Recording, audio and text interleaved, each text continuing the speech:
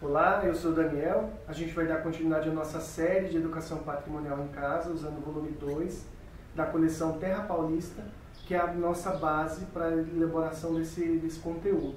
O café ele entra no Brasil por Belém do Pará, ele se consolida no 18. Por quê? Porque está acontecendo na Europa a Revolução Industrial e o café é uma bebida estimulante, cai no gosto das camadas populares e há uma demanda muito intensa por essa bebida justamente em função do que estava acontecendo no resto do mundo. E aí os primeiros cafezais são cultivados então no sudeste, aqui na região entre Rio e São Paulo, que é o Vale do Paraíba, no 18. Meados do 18 para o 19 ele se consolida mais a oeste, né, no que é hoje Campinas e região. A gente pensar a mão de obra usada no trabalho servil aqui em São Paulo e no resto do Brasil, a gente tem que ter em mente que é o trabalho escravo.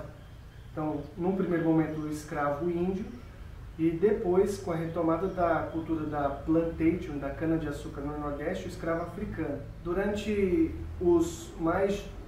todo o período colonial, boa parte desse período teve a entrada de mais de 5 milhões de africanos para trabalhar na condição escrava aqui no território brasileiro.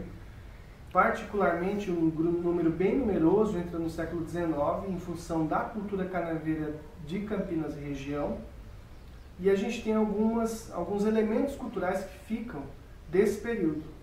A gente tem o jongo, que é uma expressão cultural feita em roda, que era um momento de descontração quando o dono da fazenda permitia que os escravos pudessem brincar alguma coisa.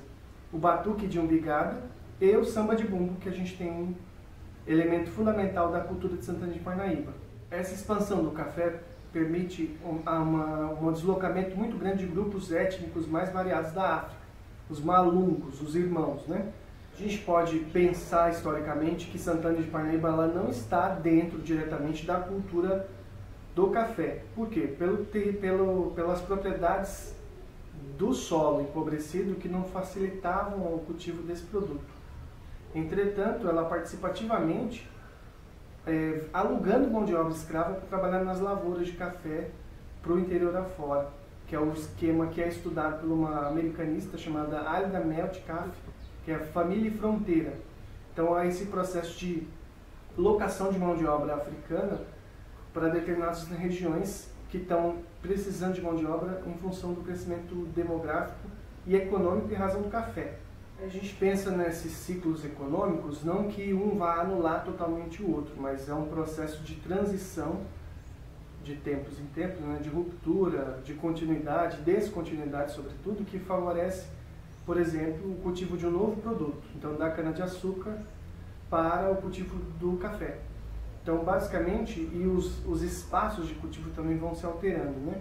Então, primeiro pelo Vale do Paraíba, depois a oeste de Itua, Campinas, Limeira, e boa parte de toda essa produção de café precisava de exportação. Então, a gente já entra num outro ciclo de desenvolvimento industrial de São Paulo, que são as ferrovias. A partir do século XIX, o que acontece é uma substituição gradativa da mão de obra que era exclusivamente africana, por trabalho livre e remunerado, assalariado, de povos que vêm de outros territórios que não a África. Sobretudo aqueles que formam a base caipira de São Paulo, né? Italianos, espanhóis, portugueses, eles vêm também nessa época trabalhar, sobretudo os imigrantes, né? Que é uma cultura bem grande que a gente tem, inclusive das novelas, que vão tratar sobre isso. E eles vão formar essa cultura, essa miscelânea cultural para São Paulo. Né, a contribuição cultural dos povos africanos, mais tarde os italianos, os japoneses.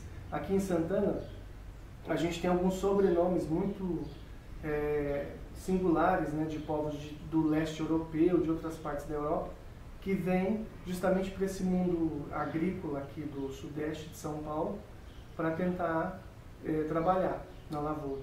Esse foi o nosso vídeo de hoje, eu espero que vocês tenham gostado e até a próxima!